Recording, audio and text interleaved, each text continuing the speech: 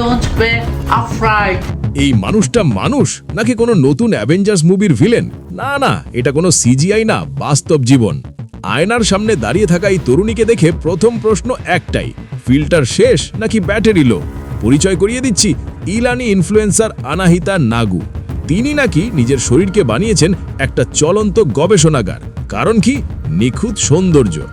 সমস্যা হলো, নিখুঁতটা কার জন্য? মানুষের জন্য না এআই আপডেটের জন্য? শুনুন এবার আসল চমক। তিনি দাবি করেছেন ৩৮৮ বার প্লাস্টিক সার্জারি। মানে কি? ডাক্তারদের সঙ্গে তো তার ফ্যামিলি গ্রুপ চ্যাট থাকা উচিত। শুনুন এবার আসল চমক। তিনি দাবি করেছেন ৩৮৮ বার প্লাস্টিক সার্জারি। মানে কি? ডাক্তারদের সঙ্গে তো তার ফ্যামিলি গ্রুপ চ্যাট থাকা উচিত। খরচ মাত্র $৫ কোটি, বাংলায় বললে ৬০০ কোটি টাকা। এত টাকায় তো একটা ছোটখাটো দেশেই ফেসলিফট করা যেত। আর ডায়েট, গত ৮ বছর কোনো শক্ত খাবার না, শুধু কফি। মানে তিনি বাঁচছেন না, চার্জ হচ্ছেন। নেটিজেনরা নাম দিয়েছে ইরানি হারলে কুইন, আর গিনেস রেকর্ডে নাম তুলতে চান। কিন্তু গিনেস বলছে, ভাই আগে প্রমাণ দেন। সবচেয়ে মজার ব্যাপার জানেন, তিনি নিজেকে বলেন মনস্তাত্ত্বিক পরামর্শদাতা, আর সেখান ভেতরের সৌন্দর্যই আসল।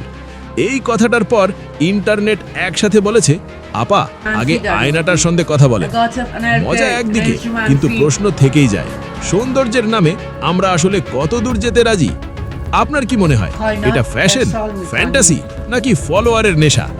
কমেন্টে বলুন, কিন্তু ভদ্রভাবে।